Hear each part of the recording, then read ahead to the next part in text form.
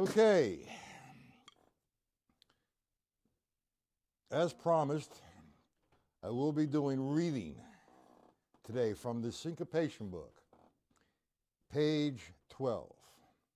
We're going to explore the meaning of a dot, a dotted note. Dotted eighth notes, dotted quarter notes, dotted 16th notes. We're not going to go that far, but we're going to work with the dotted eighth note today. Let's understand what a dot does to a note. This is a beautiful book, and this is going to be part one of maybe 5 or 6 different parts with the dot. So open up your syncopation books to page 12, lesson 5. You're being introduced to a dotted eighth note. Let's get a little definition going on here, or what does a dot do to a note? Okay, it's simple. A dot placed after a note increases the value of that note by 1/2 the original value. So you have an eighth note. How many 16th notes are equal to 1/8 note? 2.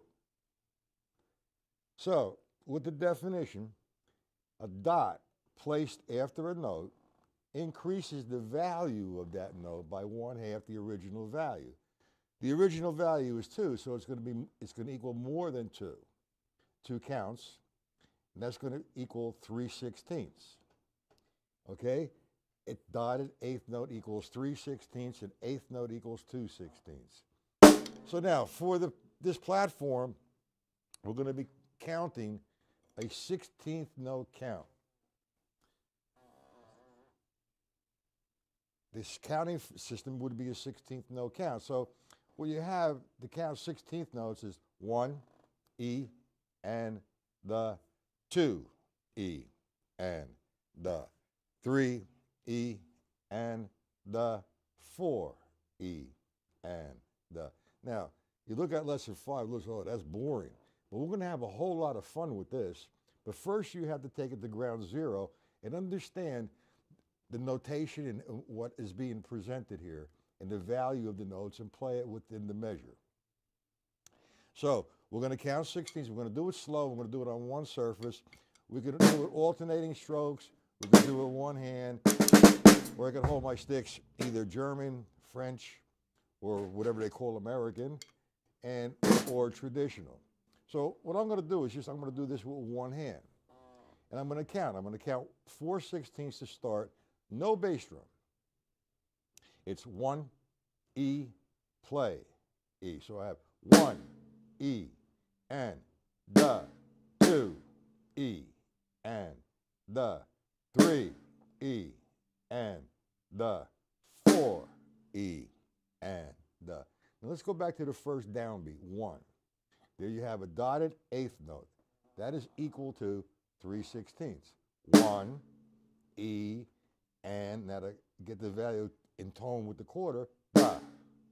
1, E, and the 2, E, and the 3, E, and the 4, E, and the. All right, let's play a couple more measures that slow.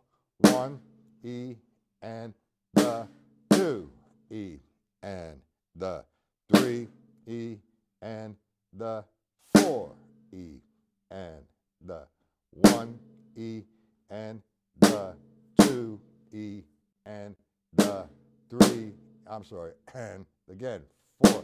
My apology, again. 1, E, and the 2, E, and the 3, E, and the 4, E, and the 1, E, and the 2, E, and the 3, E, and the 4. Simple. You go to the second line, and it's actually the same as the first, but he puts the dot now on the second note. So what we have for line 2 would be 1, E, and the 2, E, and the 3, E, and the 4, E, and the. Again, 1, E, and the 2 E and the 3 E and the 4 E and the. Okay, line number 3. Again, he shifts over the dotted eighth note to the third downbeat. 1 E and the 2 E and the 3 E and the 4 E and the 1 E and the 2 E and the 3 E and the 4. I'm only playing 2 measures. And the fourth line, he shifts the dot over to the fourth downbeat. 1 E and a 2 E and a 3 E and a 4 E and the 1. And then he extends it. He goes twice with the dot. First, second downbeat, then the second measure is the second downbeat and the third downbeat. The next measure after that is the third downbeat and fourth downbeat, and then he extends it over the line.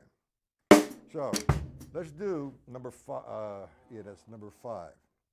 Here we go.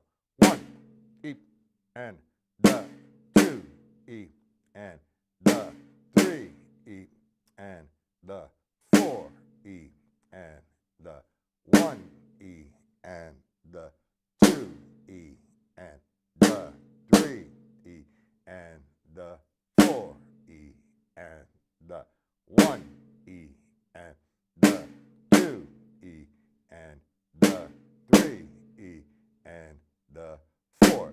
Now you should be able to read the whole page with that concept. I do have a foolproof way of reading this if you want to check yourself. And I have a PDF sheet explaining that.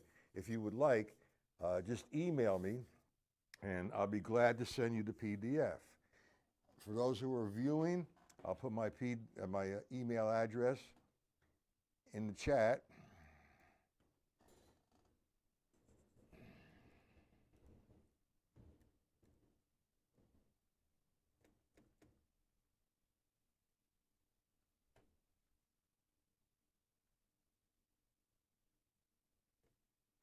So if you'd like the supplementary ways to do this, just email me. And for those who are not in the chat, and this is going to be recorded, and it will be on YouTube on my channel. So I will put in the comments my email as well. But Matt Patella 1001 at gmail.com.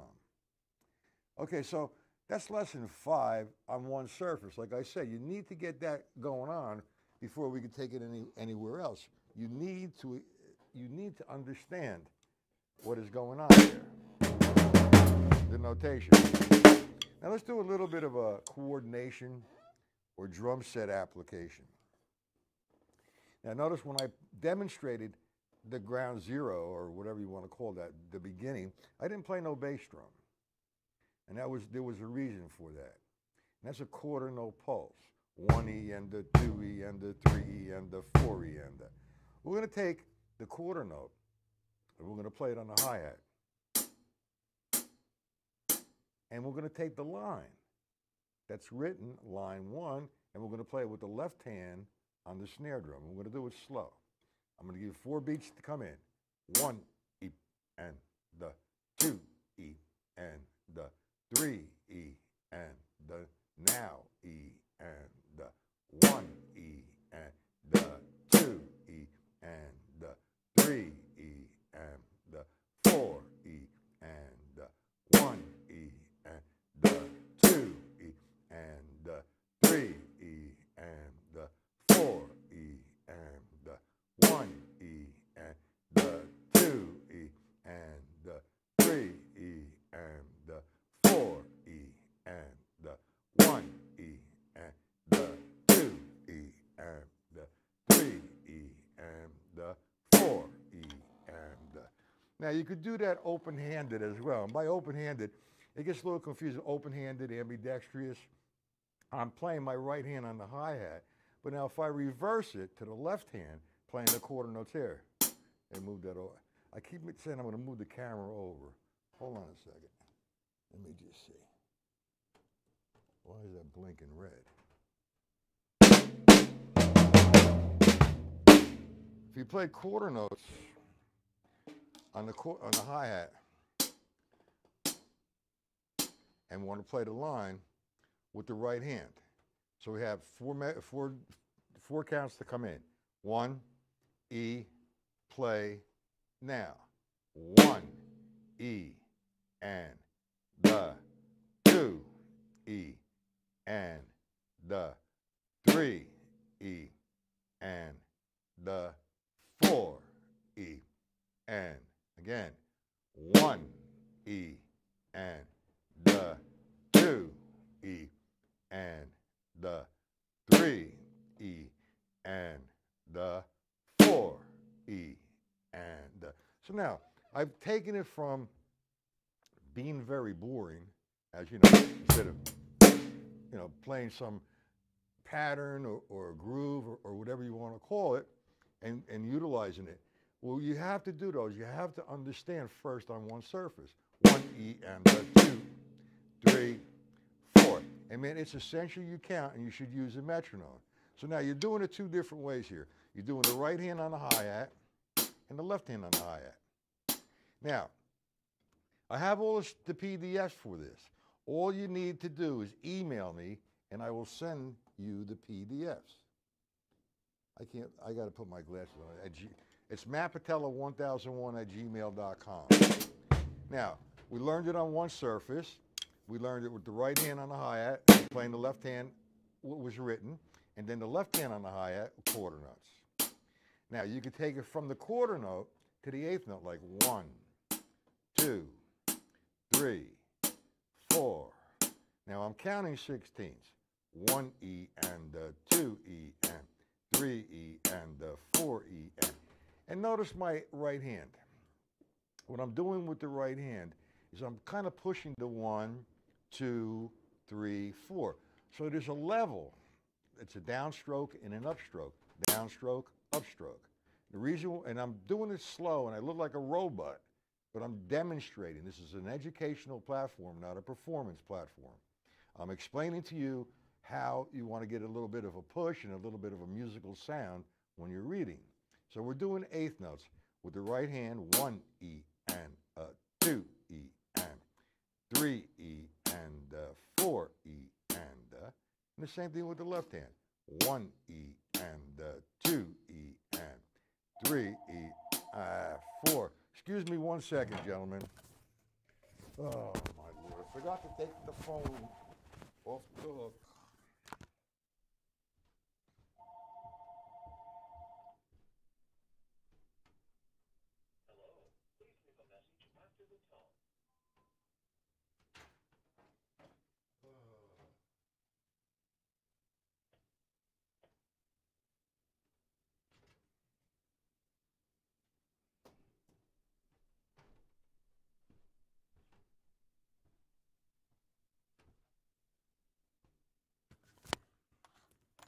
I do apologize.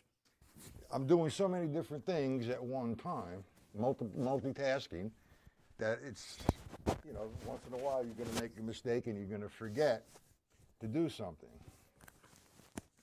And I did. I forgot to take the phone off the hook. Sorry. So, let me get back to the eighth note, right-handed and left-handed, with the downstroke, the upstroke, the down, up, because when I'm playing. Okay? And the same thing with the left hand. 1, 2, 3. Here you go. 4. 1, 2, 3, 4. Now you want to equalize both sides, the right side lead and the left side lead, open-handed or ambidextrous or whatever it might be.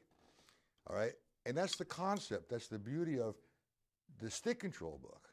The stick control book, you're trying to make the right and the left sound the same and have the same power and the same attack. If you notice in stick control book, there are no actions. Okay, so now we're going to take something a little different here. All right, we played the eighth notes, 1, 2, 3, and I'm counting 16ths. 1 E and 2, and 3 E and 4, and 1 E and 2, and 3 and 4, and 1 E and 2, and 3 and 4, and 1 E and 2, and 3 and 4, and it's not as dry as 1 E and 2 E and 3 E and 4. But you need to go there first. Get that going on. Okay, now we're going to do it to the left side.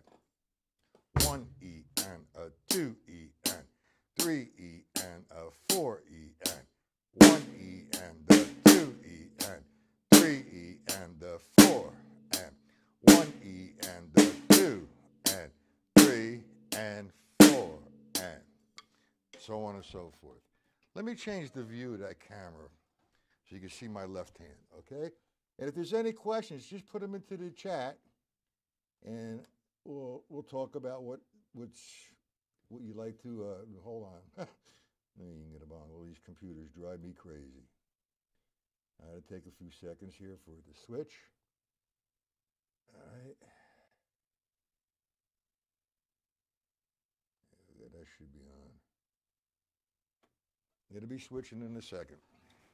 Any questions, gentlemen?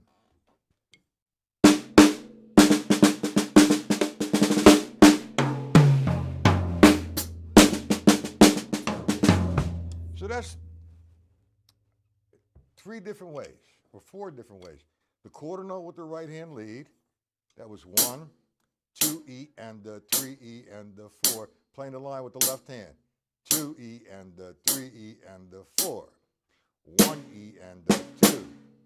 3 then the left hand. 4 left hand lead. 1 E and 2. 3, 4. Then the 8th notes, right-handed and left-handed. 1 and 2 and 3 and zap. 1, 2, 3 E and 4 E and 1 E and 2, 3, 4. So on and so forth. And that was right-handed and left-handed. Now, I have 2 more ways that I'd like to present now, and we're going to review them the next live lesson with the reading. I want to do alternating strokes. Like, let's take the first line of stick control book, for example. And we're going to start with the right hand, and we're going to play it either, you can play it whatever way you hold the stick, either traditional French, German, or American, or whatever you want to call it. Just hold it. I mean, I can hold the sticks like this. I'm not going to get much out of the drum. But anyway, what you're doing, okay, is we're going to play the first line of the stick control book, which is a right, left sticking. And we're going to think of the line in 16th notes. 1, E, and 2, E, and 3, E. Nice and slow. 4, E, and Now, while I'm doing that, I'm going to play my bass drum as what is written on the line. 1, E, and 2, E, and 3, E, and 4, E, and 1, E, and 2, E, and 3, E, and 4, E, and you do the whole page like that. Two more different ways we're going to do, and then I'm going to close this up. We're going to do 6. I have no questions in the chat. You guys having a problem getting into the chat?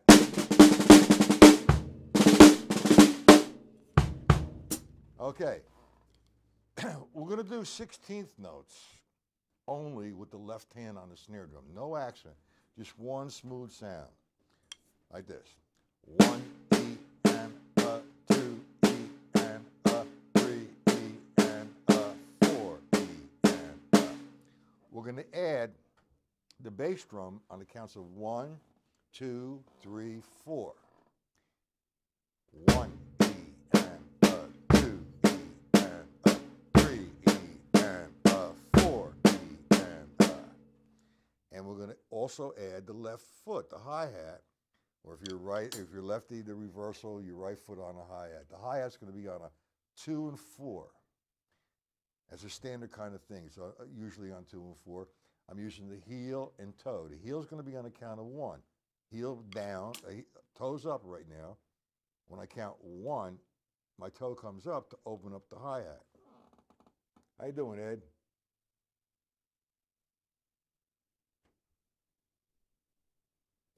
It's the syncopation book, Ed, page 12, lesson 5. If you have this particular copy, because there's 3 editions. Where did it go? Hold on.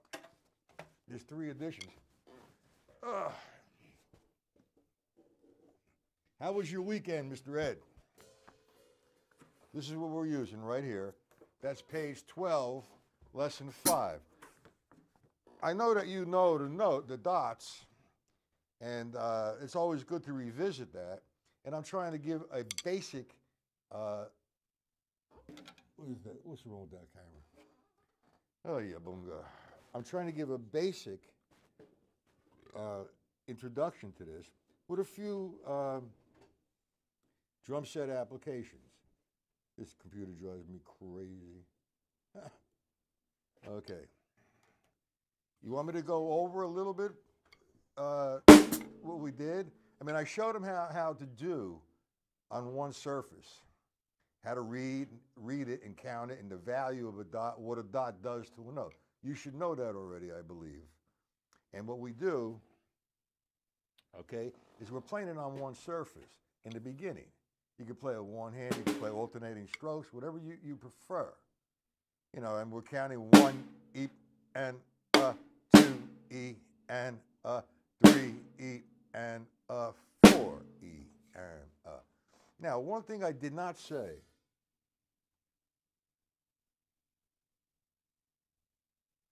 One thing I didn't say, when I do count, what I try to count is, there's a term staccato.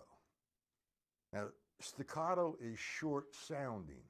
And it kind of makes it not tense, but right in the pocket. So instead of me counting 1 E and I'm counting 1 E and So it makes it short sounding, and it gives you a better feel. 1 E and 2 E and 3 E and 4 E and 1 E and 2, 3, 4. Eventually, when you really get to notice, it can be 1, 2, 3, 4.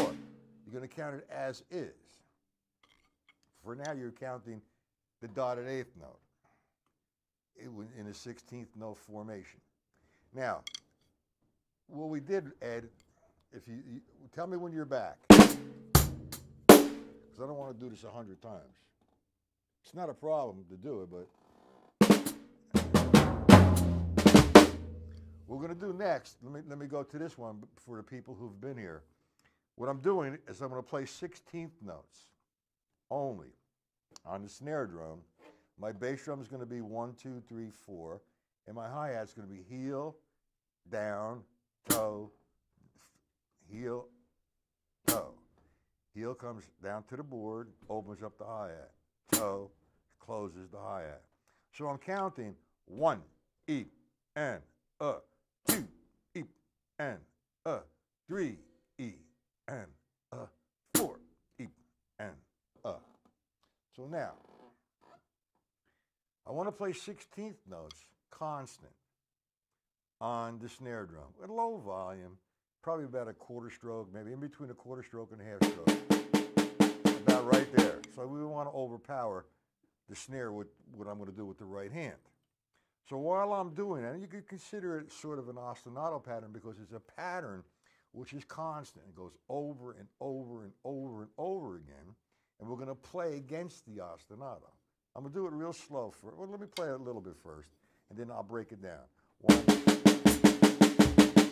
and I'm going to play all my rights on the floor tom-tom.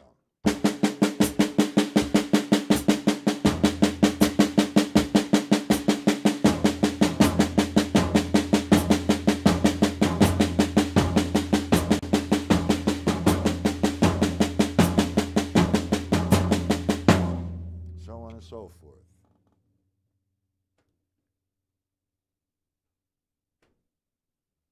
Lesson 5, page 12. Ed, you got to get up in the morning. I uploaded already 8 videos to YouTube answered all my mail, entered all kinds of guys into the Facebook groups, got ready for a lesson, downloaded a few other things that I need for the streaming, and I'm ready for a nap. Okay. The other thing that I said to do, which is a good exercise, you can start with line 1, but in reality, if you want to follow all the sticking on stick control, 1 through 72, each time you do the page, you can. And when I say that, we're looking at line 1 as 1 E and 2 E and 3 E and 4 E and we're consolidating the two measures and making it one measure of 16ths. And maintaining the sticking pattern. So we have 1 and 2 E and I'm going to play the line with my bass drum. E and 1 E and 2 E and 3 E and 4 E and 1 E and 2 E and 3 E and 4. You can do the whole page like that. You got that, Ed? Who is EUM? Who is that? I thought that was you, Ed. How you doing, Ed? Who is EUM? Give me your first name so I know who you are and where you're from.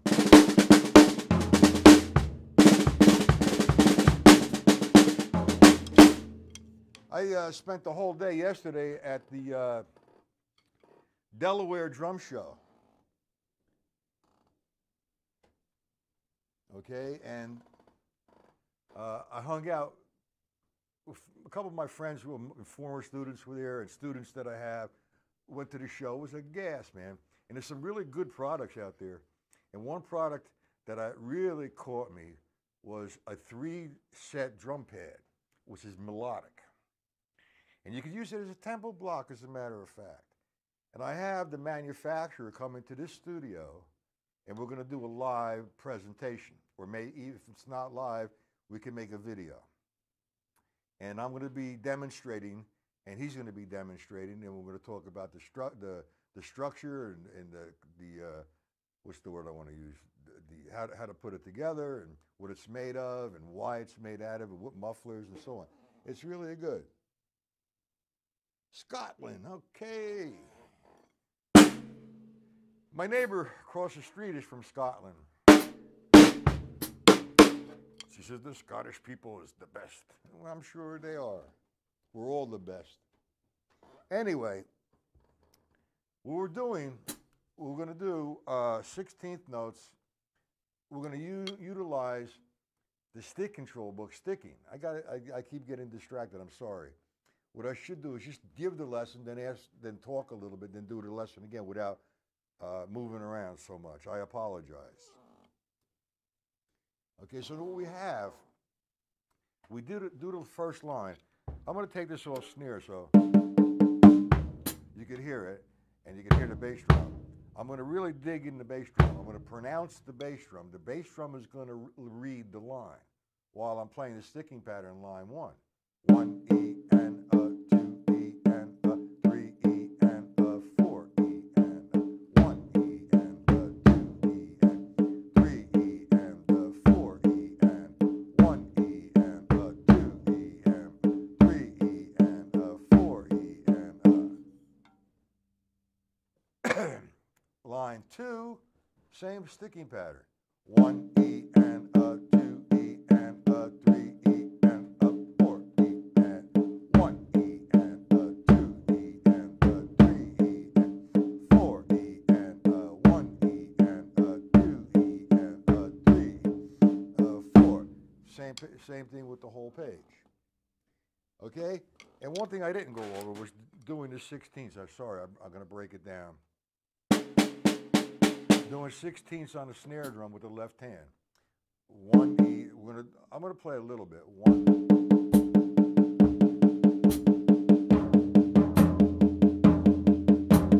1 E and 2 E and 3 E and line 2. 1 E and 2 E and 3 E and 4. 1 E and 2 E and 3. Line 3.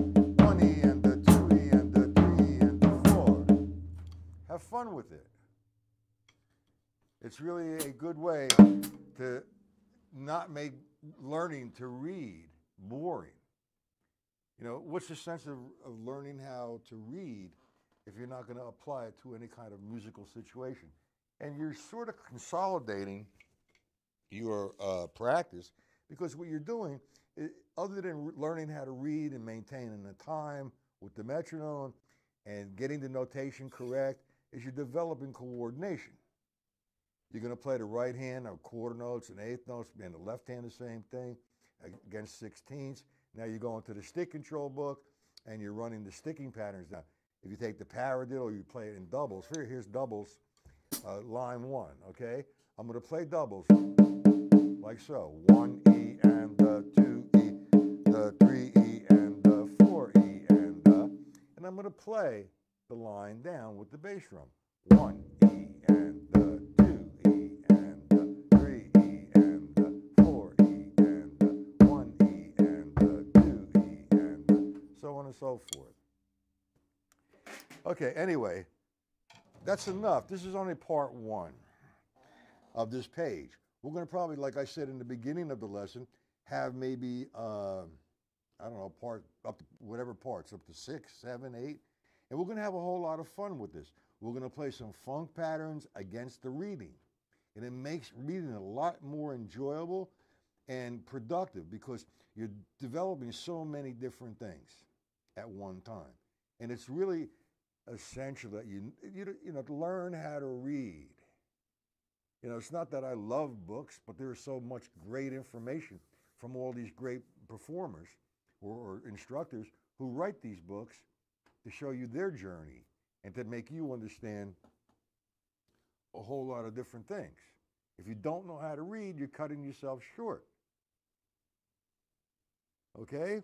Now, like I said, it's going to be in a few different parts, and I will do the next lesson. We'll do another page, and then we'll go back a little bit to the first page we did. Was that page, I believe it was 8? Oh, I think. Or no, page 10. Page 10, 11, and 12. We're going to go over these different things.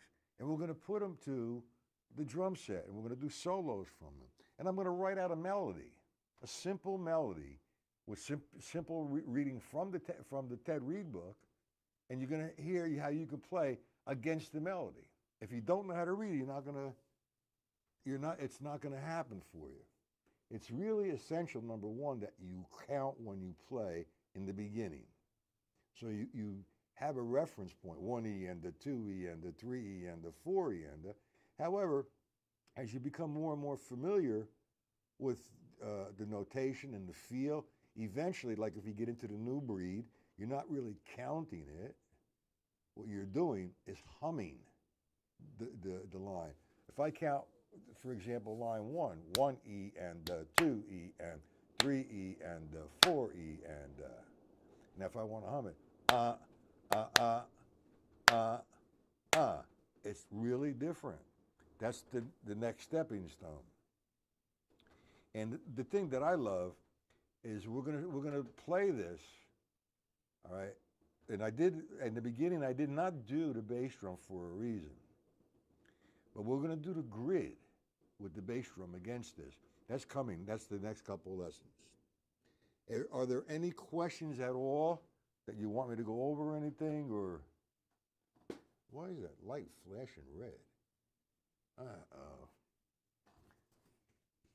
Any questions, gentlemen? If you get on my mailing list and you'd like the PDFs, I will give you the PDFs with this lesson. This lesson is going to be entitled, all right, Syncopation Book, Lesson 5, Part 1. Go back and watch the video, and if you want the PDF, email me, say you would like to have Lesson 5, Page 12, Part 1, and I will gladly send it to you. I need some questions before I close, if there are any questions. It's a lot of fun to read, man.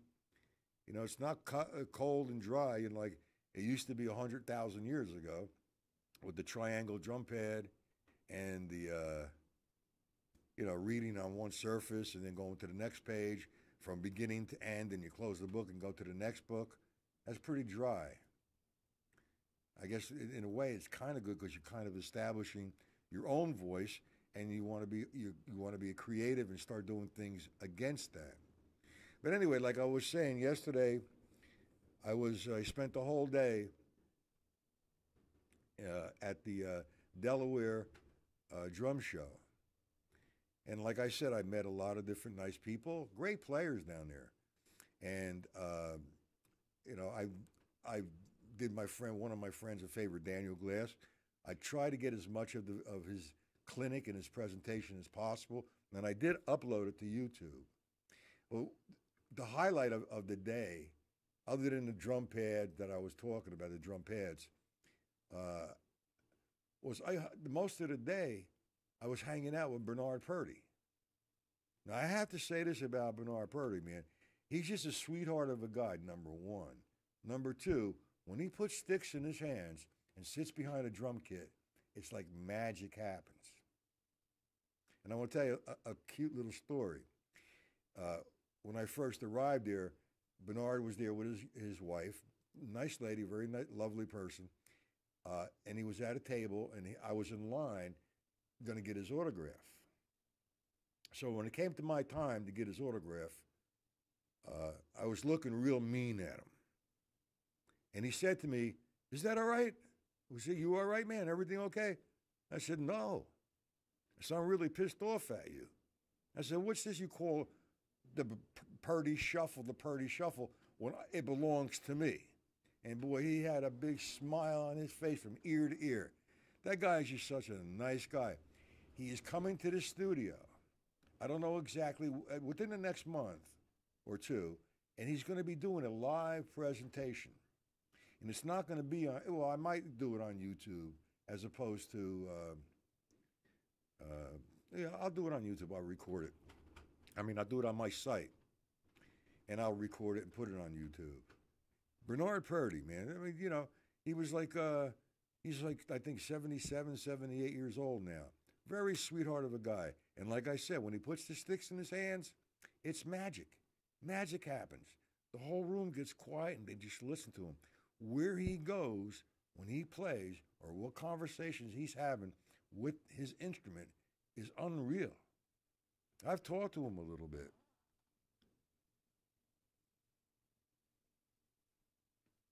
And he was just a really good guy, man. And I had him laughing all day. And Daniel Glass's clinic he did such a great job. What he did was the classic, sing, sing, sing.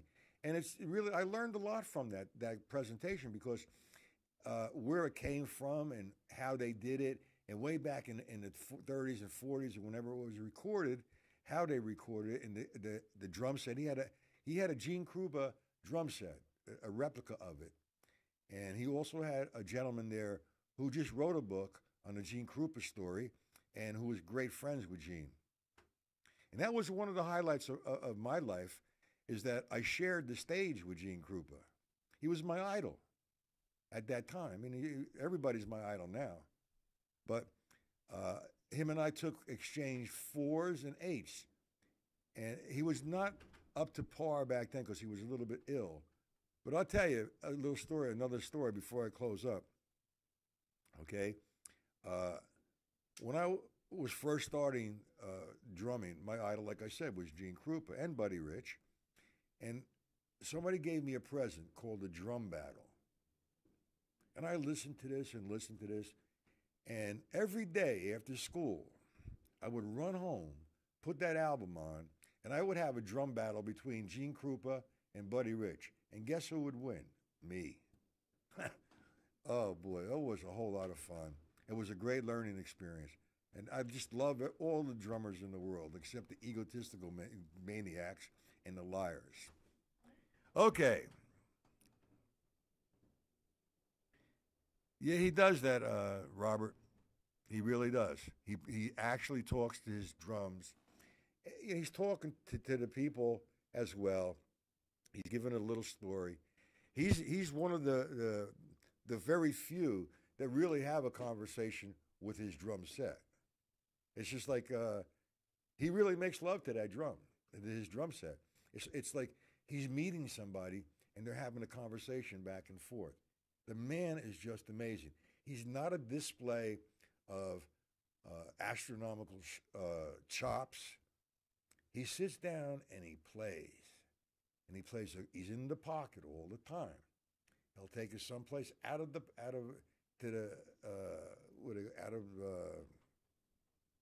oh, I forgot the term I want to use. But man, the man is just amazing. And I can't wait for him to come here.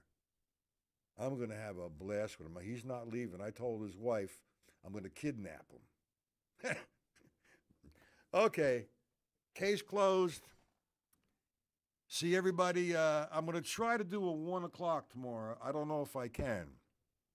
If not, I am going to do a 7:30 again on YouTube. I'm doing a 7:30 tonight on YouTube as well. Do you hear that one, Ed? Not on my site, on YouTube again.